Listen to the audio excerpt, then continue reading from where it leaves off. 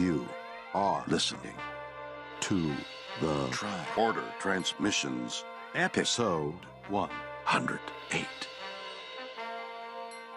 And now, here are Craig and Jeff.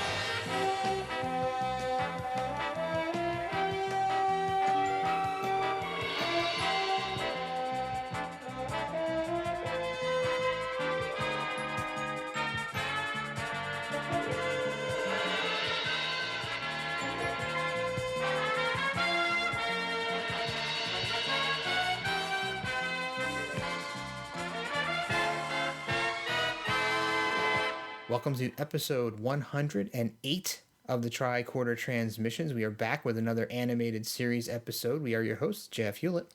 And Craig Cohen. Craig Cohen, how are you? All right, man. How are you back from Vegas? Yeah, finally back from Vegas. And this is the first animated episode we've done in a little over a month. So the end of June was episode 107, The Infinite Vulcan. And today is our commentary track and after discussion for the 8th episode of the animated series, The Magicks of Megas-Tu, which is, I guess, a little bit of a controversial episode. It's pretty polarizing out there, yeah. Kind of weird. Mm-hmm. It aired on October 27th of 1973 and has a really early star date of 12:54.4. And I thought this was really interesting. Kind of, I don't know if they planned this or not. I really should read more into this. I didn't see anything in the article that I read about this episode, but this is another one of those, occult episodes. And the only other one that we really had was Cat's Paw. Uh-huh. And that aired around Halloween, and so did this one. Mm-hmm. So that was kind of a neat little side effect that they both aired. Called the best and the worst episode of the animated series. Oh, quite interesting. Yeah. Well, there is a lot of intriguing stuff that happens in this episode. There's a lot of stuff to cringe at, but there are some definite good conversation points that I'm looking forward to getting into. But before we do that, we'll give a little bit of a rundown of stats for this episode. So this was written by Larry Brody, who also wrote the Voyager episode Tattoo, far in the future there. So I thought this was interesting because the original story idea for this episode actually had the Enterprise crew finding God. Yes. Which we know they did in Star Trek V, but back in the 70s when this was being created, NBC did not approve of the religious reference to God in the show, but apparently Satan was perfectly acceptable. Yeah. So you could refer to Satan, you could defeat Satan, or, well, they don't actually defeat Satan in this, which is, I think, is really fascinating. Mm-hmm. But I like that kind of double standard where you could see Satan on TV, but you couldn't have a Star Trek episode about God. So yeah, the star date on this episode, like I said before, is low. It's 12:54.4. We know that star dates don't really necessarily mean much, but I thought this was a really cool little side fact because it is actually a star date that predates the star date of the original, the second pilot, rather, Where No Man Has Gone Before, which has a star date of 1312.4. So if star dates were actually a measure of time, this would have occurred prior to Where No Man Has Gone Before. But we can't figure that is the case because we know that star dates, especially in TOS, were all over the map.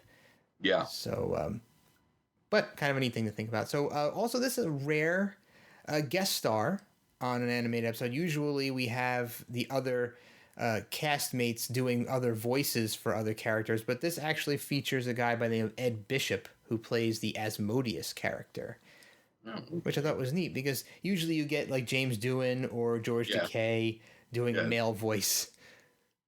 But, that doesn't mean they don't. So James Doohan actually plays Lucian in this, who we'll talk about in a little bit. And George Takei also does the voice for one of the Megan characters on Megas-Tu. So anything else you want to toss out there before we jump into our commentary track for this? No, I think we're good. Okay. So out there in listener land, if you want to listen along with us as we do our commentary track for the Magicks of Megas-Tu, we're going to give you a quick countdown. Also, these are old episodes, so I mean, spoiler alert is kind of moot. But if you don't want to get the episode spoiled, you want to watch it before you listen to us talk about it, go ahead and stop us now. Fire up your episode, watch it, and then come back and maybe watch along with us. So we're gonna give you 3 count, and once we hit 1, we're gonna start our DVDs, your Blu-rays, your Netflix, whatever you got. All right, so we're gonna start our commentary in 3, 2, 1. All right, familiar Starscape once again. Yep. So this was actually pitched as a potential 3rd season episode, huh? Yep, and in the rush to find writers and stories for the animated series, a lot of this stuff was done under a time crunch.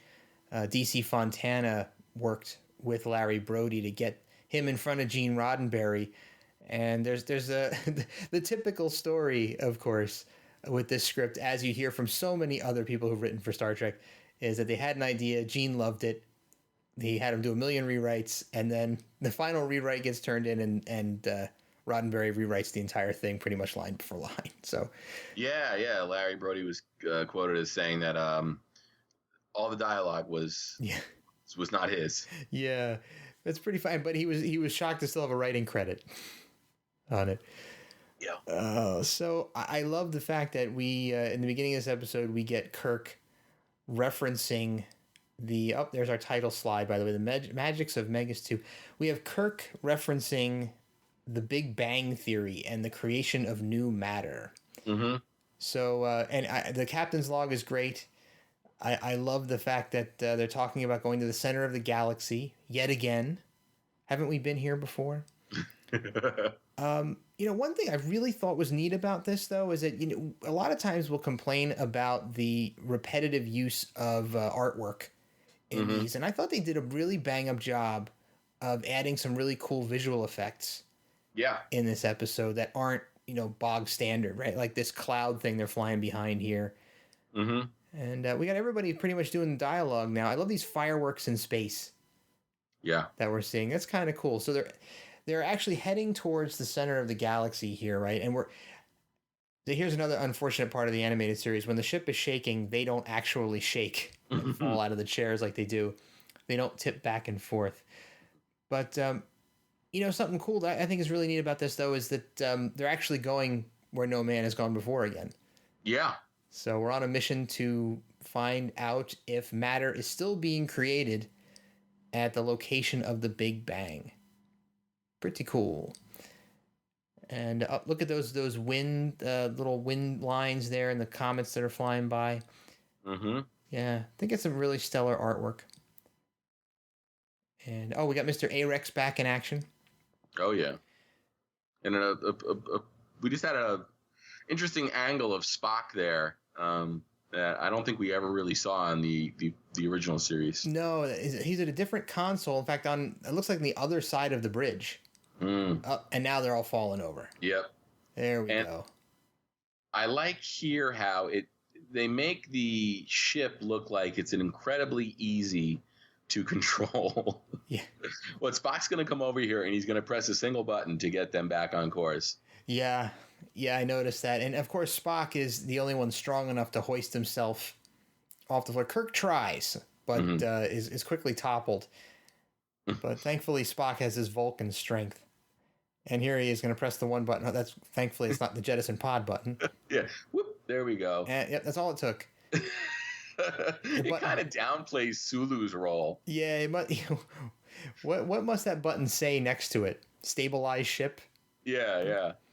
And now Spock is back sitting casually on the banister. But I kind of like how when McCoy comes onto the bridge, he immediately refers to Kirk as Jim, which is cool. It's you got that little, and you got a nice little character Trinity moment here between Kirk, Spock, and McCoy, where Spock is scientifically interested and McCoy is smart enough to be scared of what's going on. So, one thing I wanted to point out that we missed because we were talking about something else was that the ship was going warp 7 and 8, and that got up to 9 and 10. So in TOS, I clearly recall when Kirk pushed the Enterprise to warp 6 and 7, an arena that drew concerned looks from Scotty and the rest of the bridge crew because the ship would shake apart if they sustained that speed for too long. Right. So, yeah. I guess they got the modifications they needed. Yeah, and I think they must have. Well, the only time I think they were able to safely go at those speeds was, I think, was it by any other name, when the aliens modified the ship? Yeah. To take them back home, and they were able to go at those high warps. I love how Kirk is the only one who can breathe well while everybody else is collapsing, and then he finally succumbs. So he gets a couple extra sentences before he gets the gas. And here's our interesting character of the episode, I think. I think this may be the first and only time we see a satyr in Star Trek. Yes. Or AKA the Goat Man, right? Mm-hmm. So, so Craig, what do you think about Kirk taking the Enterprise headlong into this turbulent area of the galaxy? Obviously he was clearly risking the lives of everybody on that ship. I mean, they didn't know what they were going into, and they didn't turn around when the danger struck. They just kept on going. Is that a little reckless, or is he just following orders? I think it comes with with their mission. They're exploring strange new worlds. Yeah, fair enough. Fair enough. So I kind of like James Doohan's vocalization of this character. I didn't feel like it was James Doohan. Yeah, which is, he does have a tendency to sort of have his voice be visible. And here, I didn't know it was him until I looked it up. Yeah, that's kind of different for the anime. Usually you can tell when it's him. You notice that he left Uhura, Arex, and Sulu on the bridge. He only took the white dudes in the Vulcan. What the hell's that about?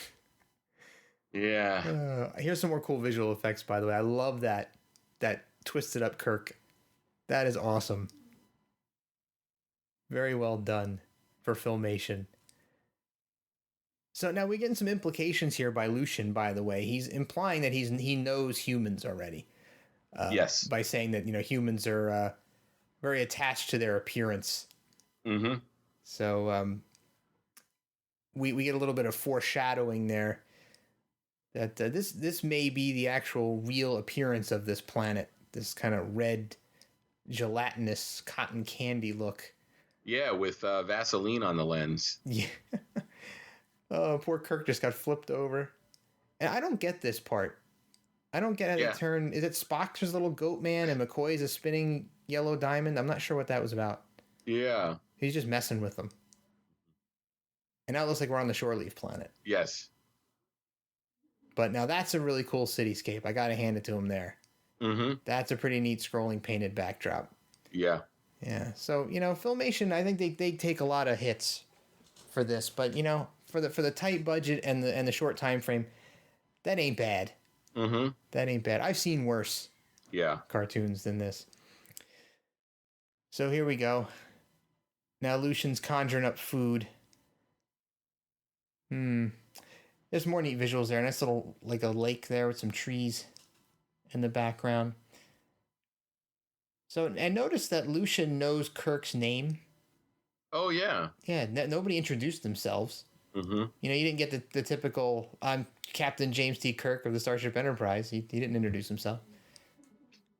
So, And look, there's the animated series version of Merlin. Only he's in yellow.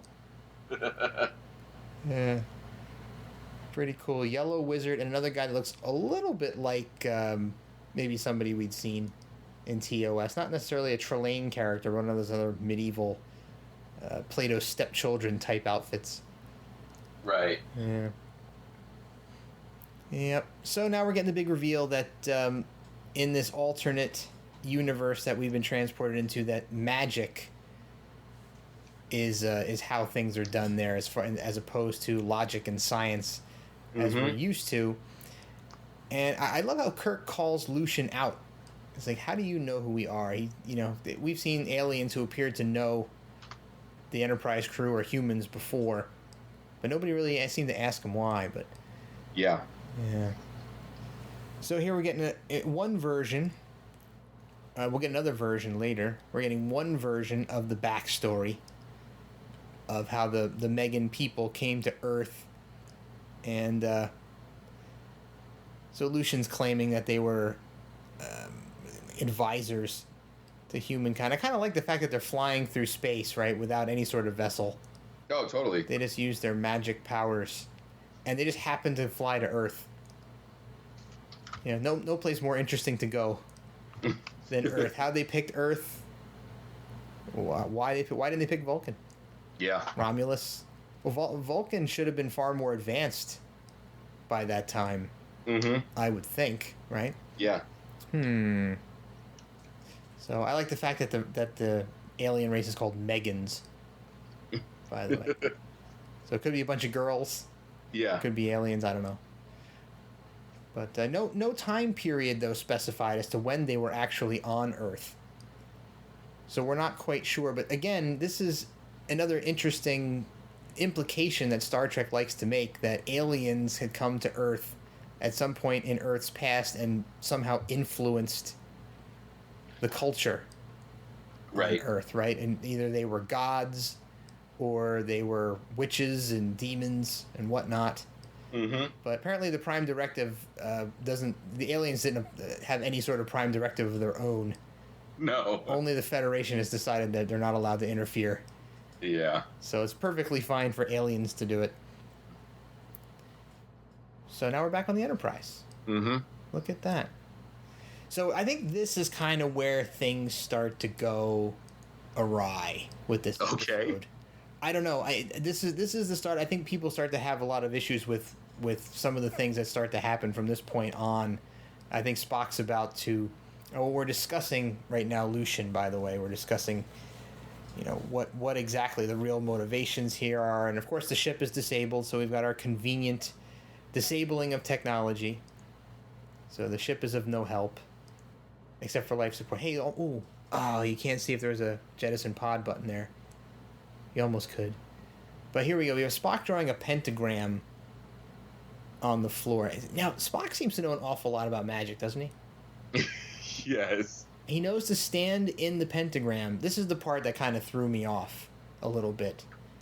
I wouldn't think that Spock or Vulcans in general would believe in this kind, or subscribe to the belief that this kind of magic exists, much less study it and know how to invoke it.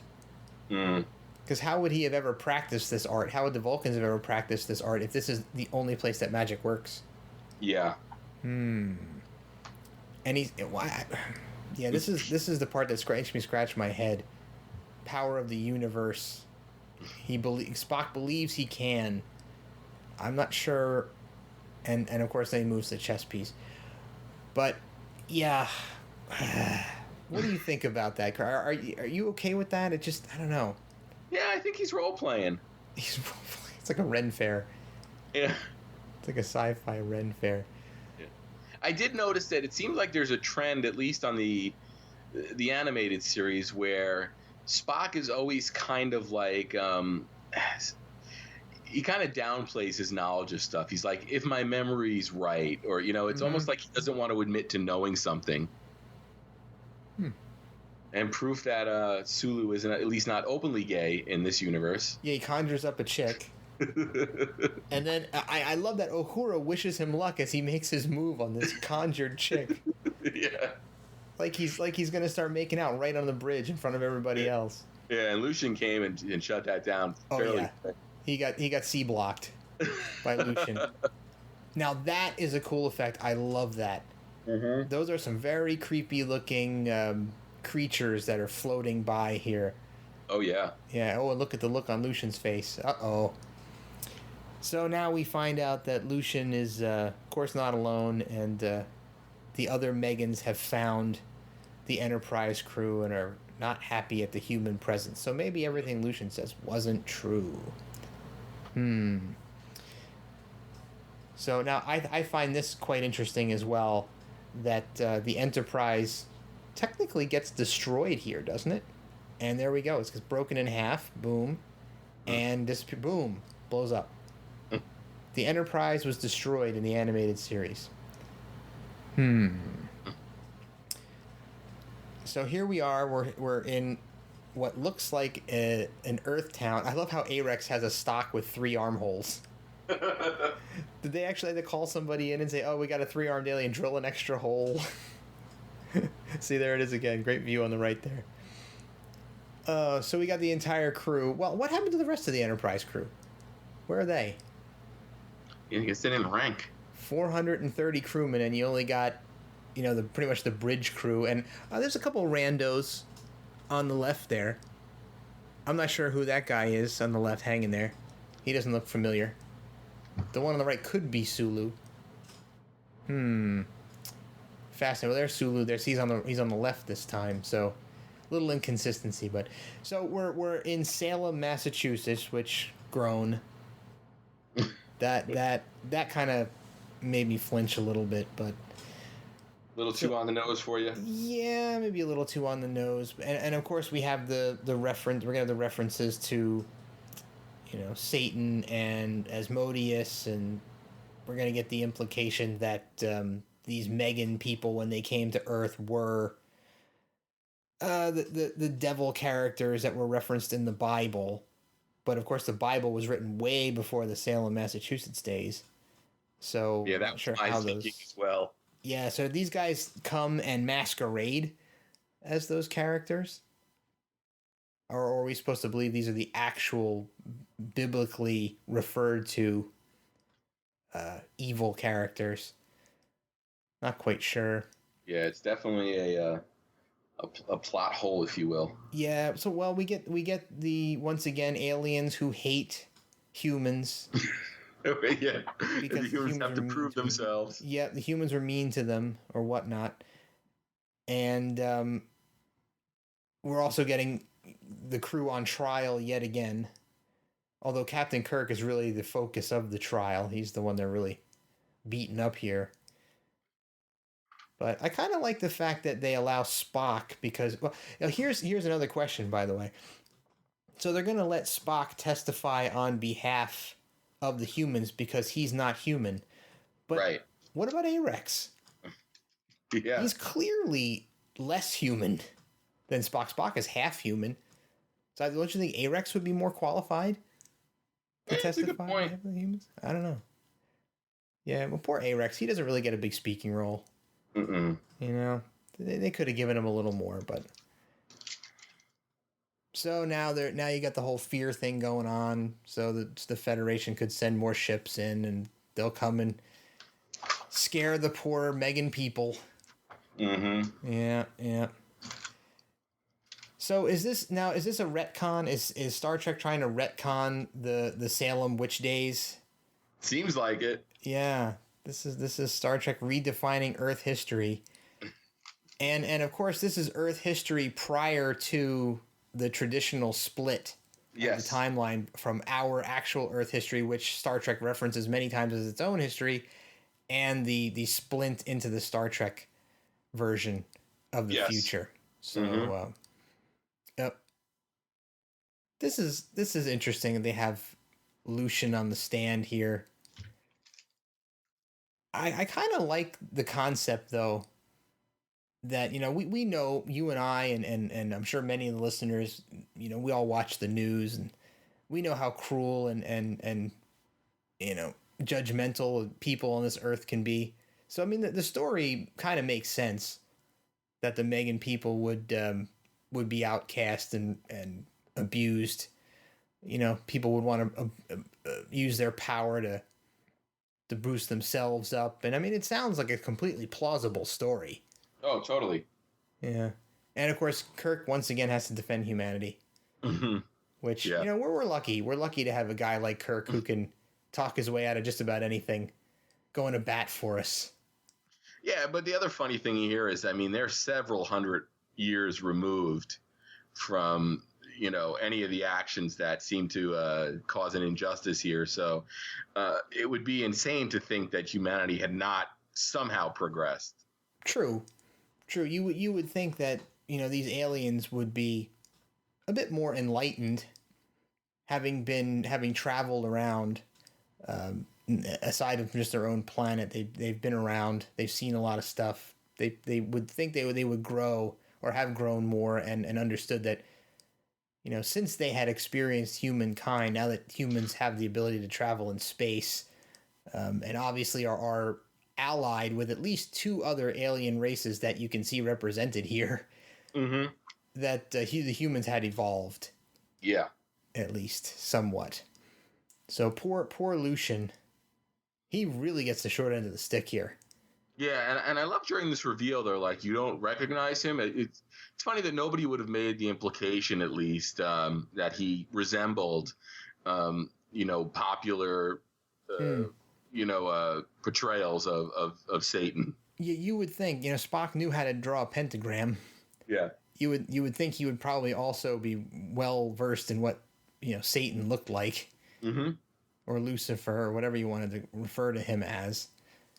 But once again, Kirk is going to go to bat for Lucian. And that's going to... Ooh! He threw like a rubber ball at him. That was interesting. So you gotta... And now, of course, Kirk is going to use magic. I like how confident Kirk seems with the magic. He can conjure up lightning bolts. He can conjure up water to douse the flames. Yeah. Yeah, pretty cool. But unfortunately, Kirk can't beat the entire planet. But weird backdrop there, those swiped paint colors. But neat. I like the look on Kirk's face as this wind is blowing and the hair is rippling. It actually looks pretty decent. Yeah, I mean, it really looks like he's being pushed to his limits. Yeah, we got to hand it to him. Mm-hmm. And as I watch this, and knowing this was pitched for a season 3, this act would have had to have been restructured in order for it to happen. Yeah, there's no way they could have executed these effects. Well, I also don't think Shatner would have done magic. Probably not. Yeah, I could see the cast, or at least Shatner, kind of wanting to rewrite that a little bit, or well, you never know though. He did some silly stuff in TOS. Maybe it was third season. Maybe he would have done something. But I like those magic effects. Yeah. I think in my opinion, this episode, no matter what you might think of it, visually it's one of the cooler animated series episodes. And this resolution is like the sort of the stock Star Trek resolution, where we had to see proof for ourselves that you were good. Yep. You'd almost think the crew would like have that be their default response when they're being put through these apparent tests. Yeah, you think they'd be very well used to them by now. So and we get the typical epilogue with Kirk, Spock, and McCoy pondering whether or not Lucian was actually Lucifer. And funny thing, Kirk doesn't seem to care. No. He's like, so what? What if he was? What if he wasn't? I don't really care. And, of course, we get the little Spock zinger, yeah. Little Spock zinger at the end. So, not to belabor it, but, that is a very bizarre episode. Mm-hmm. But, frankly, I don't think it's as bad as some people make it out to be. No, I mean, it's watchable and it's enjoyable and it moves. Exactly. It doesn't drag like some of the other animated episodes drag. You don't have a 2-minute crawl with the Enterprise going across the screen and Scotty singing. So that's a positive. Yeah. But I guess when the episode's over, I guess it's time for our essential voting. Why don't you take the lead? Mm-hmm. I'm going to say that this is essential, just because of the concept that they're exploring a section of I guess, the galaxy where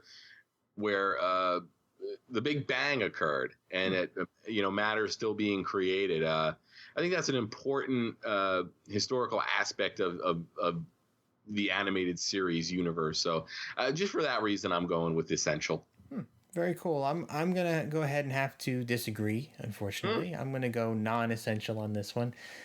No reoccurring aliens. I mean, we did get introduced to the Megans, but we don't see them again. The retconning of Earth history is kind of interesting, but I don't know. I might not. I don't know if that's enough to put it over the essential mark for me. No new characters, no other introductions of technology and whatnot. So I'm gonna have to go textbook and go non-essential on this one. So we disagree, but one essential vote is better than none. All right. So that about wraps up our commentary coverage for the Magicks of Megas-Tu. Stay tuned. We're going to have a post-episode discussion with Adam Drosin, who has been dying to talk about this episode as he is very passionate about it. It's one of his favorites. Yeah, we've heard him on Shore Leave a couple of times. If you listen to the Shore Leave series, he's been on that a few times. And Heather Barker will also be here to weigh in on this episode. As we all know, it's her first time watching the animated series. She's never seen it, so we always love to hear what she thinks. So stay tuned for that. So, Mr. Craig Cohen, anything else you want to say in closing?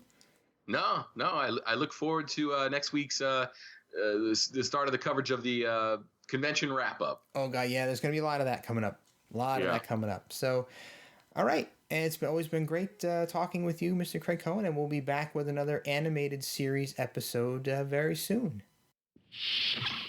That was our commentary track with Craig Cohen, and we discussed all about the workings of the Magicks of Megas-Tu, and as promised, we are back with Adam Drosin. How's it going, Adam? It's going good, thank you. I'm missing Star Trek Las Vegas, but glad to be here on Tricorder. Oh, aren't we all? So there's going to be a shore leave next week, so you can feel free to join in on that should you wish. Yes, please. All right, and speaking of shore leave, we have the co-host of Shore Leave, the wonderful Heather Barker, is also here.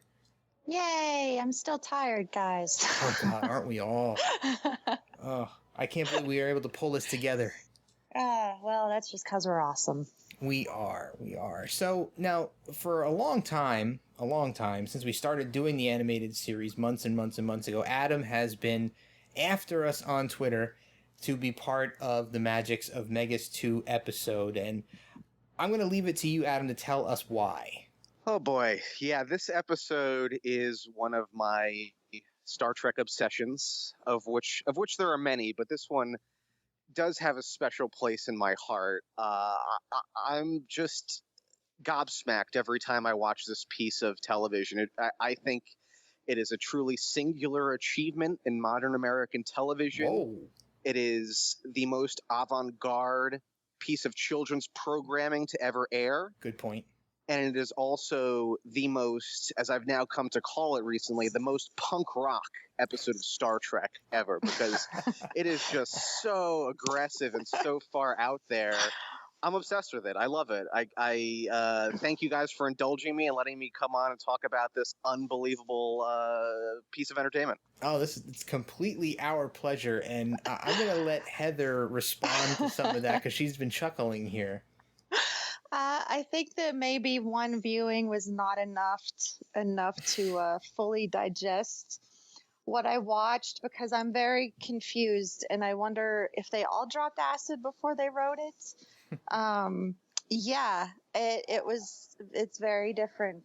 Extremely different. Now, Adam, I one thing I really wanted to talk about, and this is not the content of the episode per se, but I noticed this episode is very singular amongst the animated series visually to me. I mean, there were some really neat visual effects littered throughout the episode, which, people usually jump all over Filmation for, cutting a lot of corners, but I think they kind of went over and above on this episode, especially with the psychedelic visual effects, in the beginning with the ship and the storm, and some of the magic effects later. And there was like an overlay of some weird spirit looking things when the Megans find out that the humans are there.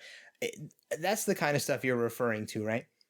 Oh, absolutely. It's gorgeous. It's a visual feast, as it were. And those are, in general, beyond just the animated series, those are the kind of episodes that I'm drawn to, are the more psychedelic, cerebral, surreal type of Star Trek. I'm thinking of from the original series, The Spectre of the Gun, an episode you might have heard of called Shore Leave, from TNG Frame of Mind, the Thaw from Voyager. I just love the trippy weirdness, and this episode is the trippiest you're going to get in all of Star Trek. And for a show that in a lot of ways is synonymous with the 60s counterculture movement, I feel like this is the most profound statement of Star Trek's status as a counterculture artifact. Wow, that actually very well said. Very Yes. well said. And before we move into those deeper topics, Heather, I want to give you a chance because I know you always like to talk about the visuals in these episodes. Were you surprised or pleased with them at least? Yeah, no, that's definitely one of the things that I really, really like about this episode, is that it was very visually stunning, beyond what we've seen already. I definitely can give props to the art in this episode. I think my favorite, I always take screenshots as I watch these because I just like to go back and refer to them. But some of those opening shots are like very Van Gogh-ish. Mm-hmm. They're just very pretty, and it's a variety of art. It's not just, oh, here's a neat planet background. There's so much going on visually in the episode, with the special effects, and it's definitely a prime example of how they were able to indulge themselves on those special effects in the animated series versus what could be done in the live action shows. Yeah, and of course you get another one of those cool cityscapes that you like. Yes, it's really pretty. It did remind me of the Lorelei signal. It kind of did, but still, just very visually, it was lovely. I saved 10 screenshots just of that one planet. Very cool. So post a couple of them for us. Yeah, I can do that. Yeah. So Adam, let's roll back a little bit to something that you said earlier, because this is a topic that I know Heather and I talk about on a lot of these episodes of the animated series, and this is potentially a kid show. So now this episode itself, I mean, we've had a couple of questionable things in past episodes that we kind of pondered whether or not they were appropriate for kids, like Spock's pet dying thing, euthanized, that type of thing. Now this episode to me seems pretty inappropriate for a children's audience back then. What do you think? It's so interesting to think about because this would never air in modern children's TV as it exists, fully today. Because I was told by Aaron Harvey, who hosts a great podcast on Trek FM called Saturday Morning Trek, all about the animated series and 70s Star Trek culture. He was saying how in the year or two after this aired, 1973, the broadcast standards for children's entertainment had been drastically regulated to, with good reason. You don't want to have a 30-minute commercial for candy or something terrible for your kids in the guise of it being children's entertainment or educational television. So I feel like this is a vestige of a time past in terms of what you could get away with airing. But I think the implications of what it's saying to kids are really, really heady because there's so many layers to pick apart. And the one I always kind of come back to is this little sort of talking point, I guess, that Ken and John from the Mission Log podcast like to bring up. Ken would say, well, if this episode of television is saying to kids that the devil is real, does that mean that God is real? Or if it's saying the devil isn't real, does that mean God isn't real? Which I think is kind of, really something interesting to kind of wrap your brain around. But the way I've always kind of interpreted it is, if I'm a kid watching this, and I did not see this as a kid, I saw this for the first time in my early 20s, but the way I always kind of took it is, not only is the devil real, he's actually kind of a cool guy, and we should help him out. Let's help him out. Yeah, and take it a step further. Not only is the devil real, but the devil is an alien from another planet. Right. That's right. As were all of his cronies, which is another really strange message to send to children who are watching this show. Heather, did you? What do you think? Children's show or not? No. I mean, they might look at it and say, oh, it's pretty, but God, no. I mean, I'm just coming to the conclusion that none of these are for children. Maybe my opinion will change, but definitely not this one.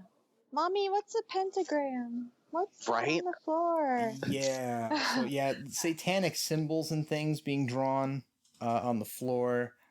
Very, very strange references. And Adam, speaking of the devil being a cool guy and creepy stuff for kids, what was with that really brief transformation that he made Spock and McCoy undergo, where I think Spock became a tiny Lucian and McCoy was like a spinning gold diamond? Yeah. just everything about it's baffling. One of my favorite lines is when they finally get down to Megas-Tu. Kirk is like swirling, like he's disembodied. Yeah. And then That's a great shot.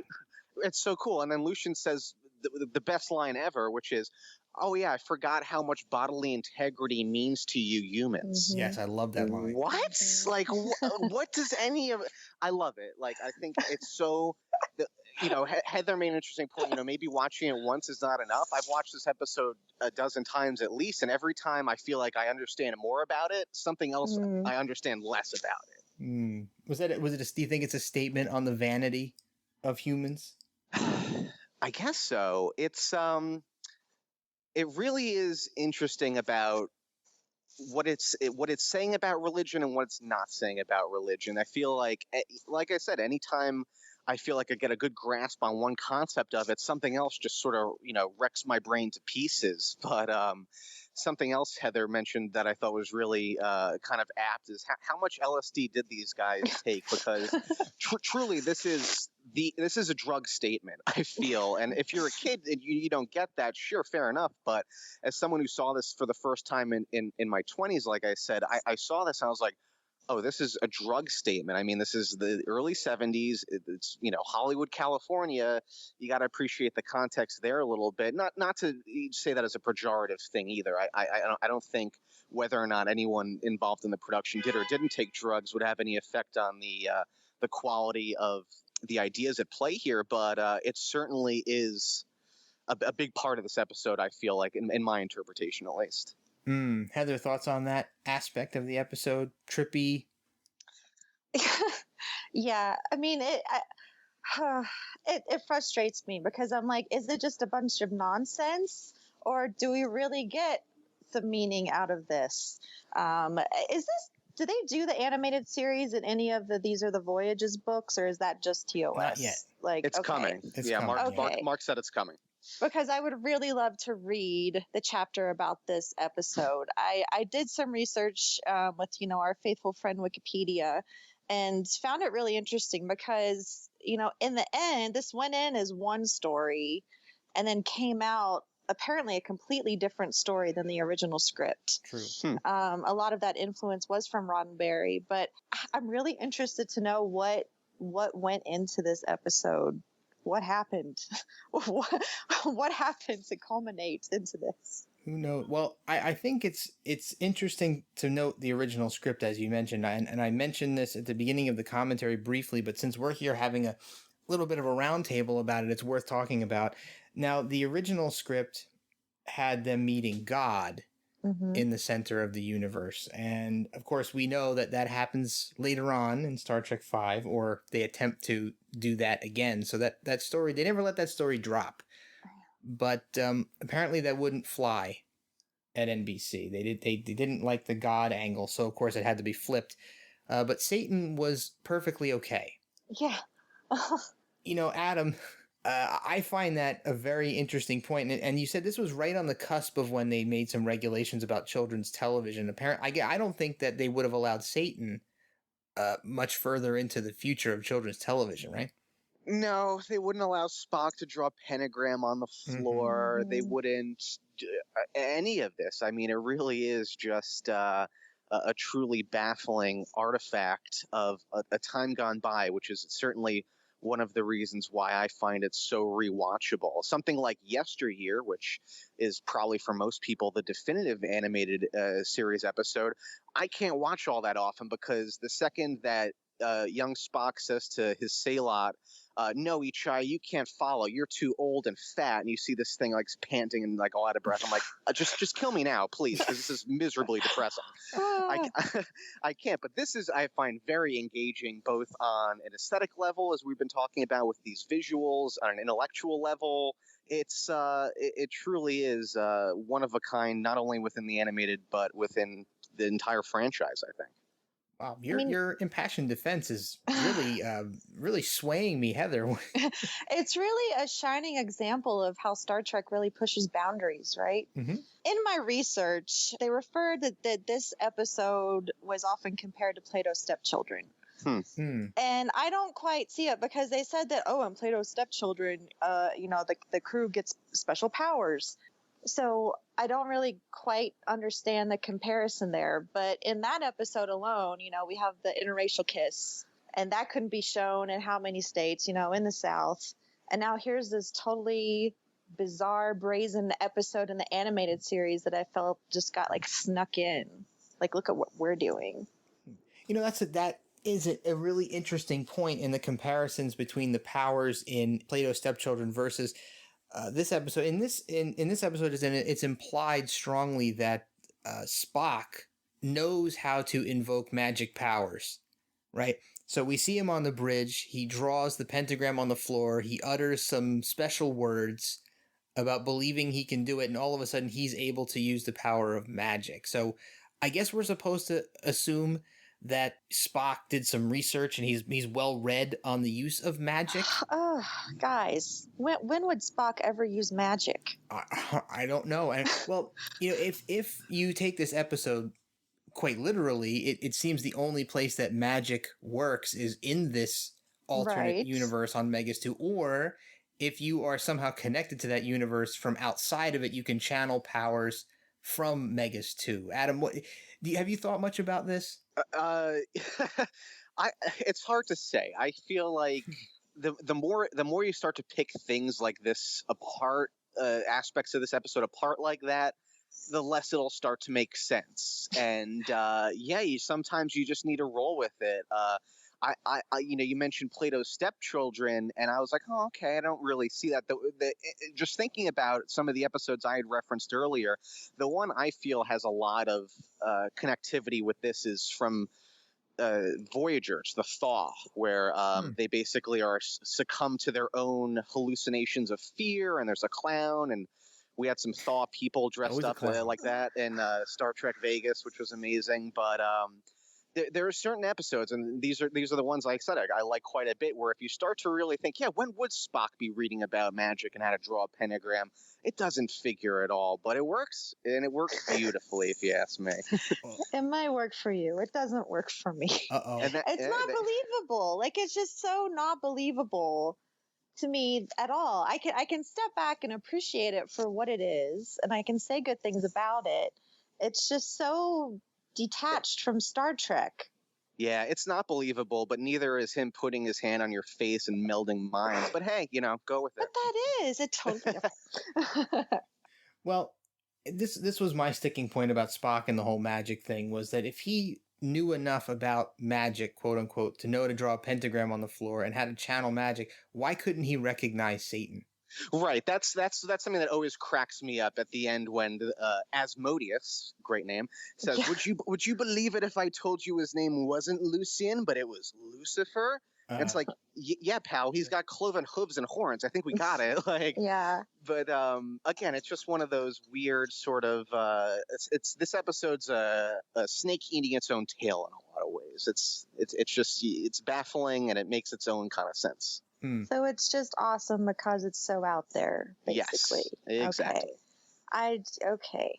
Well, I think there's a couple of things in my mind that actually do make this episode really interesting from a discussion standpoint. Aside from all the things that we've already talked about, some of the content of the actual episode, I think, makes really fun conversation. Like the fact that this episode completely attempts to retcon the Salem witch trial era as they're not humans, witches, they're actually aliens from another dimension who have come to Earth with their magical special powers. So that completely changes the events of the Salem witch trials, doesn't it? I mean, that is classic Star Trek historical retconning at its best, Adam. It's beautiful. And one of my favorite little details is when you see all of the characters in the stockades. Lieutenant Eric's has a third hole for his arm to fit through, which is we talked about that. Just delightful, It really, it's so out there. And one little metatextual thing that I think is, the more that I talked about this episode with people and on Saturday Morning Trek, the more I think it's true, is that I mentioned earlier, I think this is the definitive statement of Star Trek as a counterculture piece of entertainment. Like I said, in the late 60s, early 70s, this is the heyday of that social movement in terms of modern American consciousness. And Star Trek has an interesting relationship with it. I think the most troubling episode to reconcile it with would be The Way to Eden, which is, of course, commonly known as the space hippies. And it's disdainful. That episode is disdainful of what young youth counterculture represented at that moment. And this, on the other, way other end of the spectrum, is so down with what that vibe and that attitude represents, it doesn't even need to bring up that, this is for the hippies. This is for the weirdos out there. It just exists and is beautiful. I like it. I appreciate it. Well, how many different things exist at the center of the universe? You know, you got Eden there. You got the desert god planet in Star Trek V. Now you got Megas-Tu.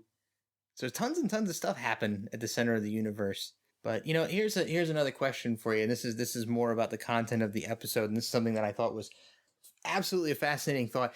Now, you know, man creates these starships to go out into space. And, you know, it seems like, you know, the Enterprise has been out in space for quite a while doing missions. And they just kind of sort of finally get around to looking into the theory of creation and flying to the center and finding out if there's still matter being created. Wouldn't you think that would be the first place they'd want to go?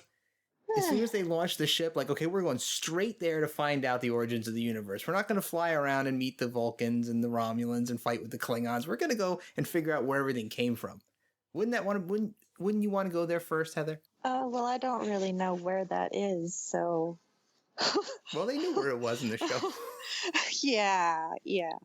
You can move on. Adam, you wouldn't want to go there first? I mean, we got a busy team. We've been dealing with 50-foot tall Vulcans and missing planets. There's a lot going on. You know, I figure it's maybe Scotty brought it up, like, hey, you know, you want to check that out? And like, yeah, when we get to it, buddy. You know, we'll get there when we get there. Was it? Well, you know, the star date for this episode, since, well, we can't use them as measures of time. We know that they're not necessarily measures of time, but it's interesting that the star date for this episode predates the star date for Where No Man Has Gone Before. Oh. So it's one of the earliest star dates around at 1254.4. So maybe this mission did happen earlier than other missions. Good to know. Yeah. Interesting. So let's see. Is there anything else? Anything else you guys, Heather, anything else in your notes you wanted to throw out there? Yeah, you know, there was that whole thing about, the women take the potion to make them look young and beautiful forever. Yeah, so Venus drug reference there. Yeah. So I was like, this again. But I'm glad to know that I can just not think too much about it and enjoy the visuals. Yeah, you can enjoy Lucian doing little flips in the air. And, casting all kinds of fun little magic spells. So what about the Enterprise crew learning how to use magic, and then Kirk's pretty much the only one that gets to do anything? You think that all of them would combine up and use their powers to help get out of the situation, but Kirk seems to be the only one that tries to fight back against the Megan people at the end. He has to save the day. He does. Adam, your thoughts on everybody learning how to use magic? Cthulhu conjuring up a woman? Yes. On the bridge? Yes, by the way. Thanks for mentioning that. A fabulous moment and a fabulous episode. Again, everyone was just kind of consumed with whatever they were up to. Spock's magic seemed to be exclusive to moving chess pieces, exactly. But it's one of those things where you can take any little individual aspect of it and it doesn't make any sense, and you put them all together and it's like it makes even less sense, but that's kind of the Magicks of Megas-Tu in a way. I think that I mentioned that I think this is a pretty transgressive episode in a lot of ways, and one of them being that the devil isn't portrayed as a bad guy, really. He's trying to help the crew out, and if anything, the episode the Practical Joker, you guys hit that one, right? That came before this. Oh no, that's later. Oh, excuse me. Yeah, so no spoilers there, but there's a different level of sort of intent of malice between what you expect out of the devil and what is being presented. And I feel like to show a kid that and be like, no, the devil isn't actually this cackling bad guy. He's kind of our bro. That's kind of heady. That's still kind of a transgressive statement to make today. It is. Yeah. And the Enterprise crew actually saves him. from an eternity in purgatory. They save him. They have a beer. Spock doesn't blink an eye. He just knocks it back with Kirk. It's it's great. Fascinating. Heather, thoughts? Cracking beers with Satan? So I think that this is one that we should save for next year to watch together. Oh, God. I don't think Jim would go for that. Oh, Jim. We're going to force Jim. Yeah, Jim willingly watched Star Trek Into Darkness this week at Star Trek Las Vegas, but he has a problem with this episode? No, excuse me, no. I kid. No, but that was certainly one of the best parts of STLV this year, hanging out with you guys, watching Trek and eating pizza. Almost certainly. I think it would be fun. It's such a controversial episode. I don't know. Maybe I'm too daring among our friends, but... No. Not at all. I think this is referred to in some circles as the best and worst episode of the animated series. Yeah, that really seems to be the reaction in what I've read, is that it's you either love it or hate it. So we have two people on this episode who are on opposite sides. Adam's on the love side. I don't hate it. Okay. It's just really bizarre. And it takes some getting used to accepting that into the world of Trek. Yes. It is a little bit weird. I agree. It is very bizarre, but Adam's impassioned defense of the episode has kind of swayed me. I was really in the middle on it. I didn't really dislike it, and I didn't really like it. But now that I've heard Adam's rationale behind why it's so special to him, it makes a lot more sense. And it's not necessarily because the episode itself is better, but what the episode stands for in the chronology of Star Trek, I think, is interesting. That the subversive nature of it and the religious aspects of it, and the fact that this was marketed to children at the time is very interesting. A lot of the things that the show says about Earth history, the implications that aliens came to Earth and were actually the devil and his cronies, I think is fascinating. And the fact that humans redeemed the devil in the Star Trek universe. Yeah, I would love to find someone who watched this as a child. I bet we could. We need to find one, because I would love to hear opinions. If they can remember it all, what do you remember? What did you think? I think that would be really intriguing. Adam, I know this is one of your favorites. What other episodes of Trek do you put on par with this one? Oh boy, I mentioned one at the top of the show, which is also very heady and strange. I love Frame of Mind from The Next Generation, where Riker is hallucinating that he's in an insane asylum while performing in Beverly's play about being in an insane asylum. Yep, very cool, very cool, very strange. I love that one a lot. In terms of the more sort of conventional episodes I really vibe with, Journey to Babel is unbelievable.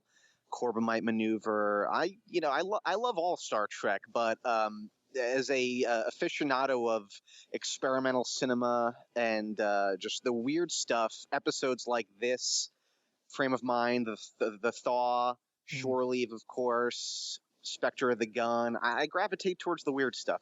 I do, and I love it. Yeah, and Star Trek doesn't often dabble in the occult. So This is a little bit different. I mean, you think of obviously Cat's Paw, maybe a little Wolf in the Fold. Yeah, Cat's Paw, another one of my favorites. Yeah. What else in the other series really had serious occult overtones? That's a good question. I'm finding it Where's hard to Claire? We need Claire.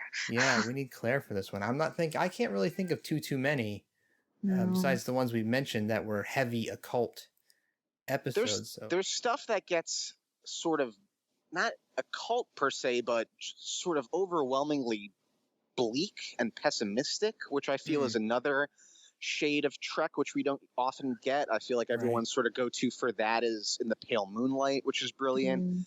Course Oblivion in Voyager is one of the most just brutal, like just insanely depressing and dark episodes. I feel like those I don't necessarily rewatch all the time, but I do appreciate in the sense that, like we've been talking about with Megas, is that it is refreshing and it sort of brings out the stuff that you love about the classic Trek you love, while also highlighting, love it or hate it, what makes these episodes so different and unique. It's sort of it's a palate cleanser in a way.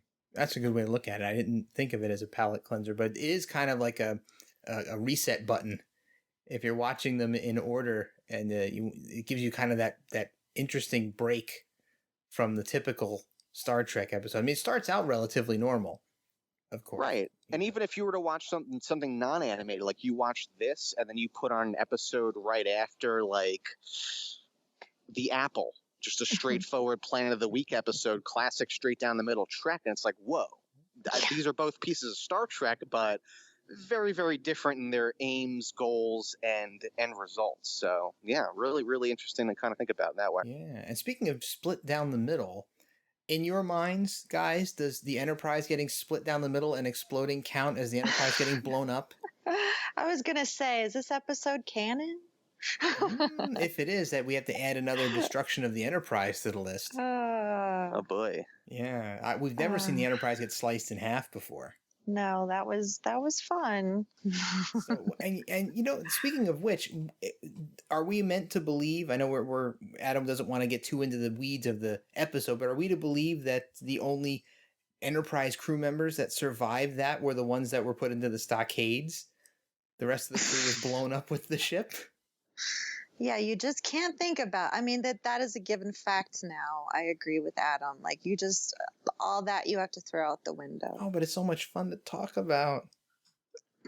It's funny. No, absolutely. You got to throw it out the window, because when you do get granular with it, it's like there is nothing about this that makes any sort of A to B to C sense. It is like going from Z to Q to the pi symbol, then back to A again.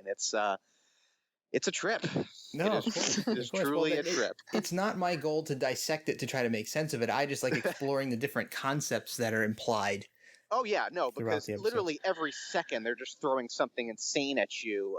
Right before the love potion thing, you see a sorcerer summoning a crystal castle, which Lucian says you can order to your specifications. Right. What? Yeah, and he's got like a pointy wizard hat. So he's got a white beard, a yellow robe, and a pointy wizard hat. And there's a guy standing next to him that looks awful lot like somebody from Plato's Stepchildren. Yeah, and he's looking, it's like, yeah, this looks good. This is a crystal castle for me. Yeah. But the thing to consider, too, is that when Lucian's preface to the crew when they land on the planet, he says something to the effect of, this is what I'm presenting to you. Your brains cannot in any way perceive what this world and what this actually is. So for all we know, this is just sort of a copy of a copy, and we're not even close to what the real insanity of Megas-Tu actually represents. Yeah, because you see that kind of cotton candy world for a little while when they first show up, and you see that really strange gnarled up Kirk just before they make the bodies look right again. So are we meant to believe that's the real Megas-Tu? As someone who appreciates bodily integrity, I don't know, but I'd like to know. Well, I hope your bodily integrity always remains intact.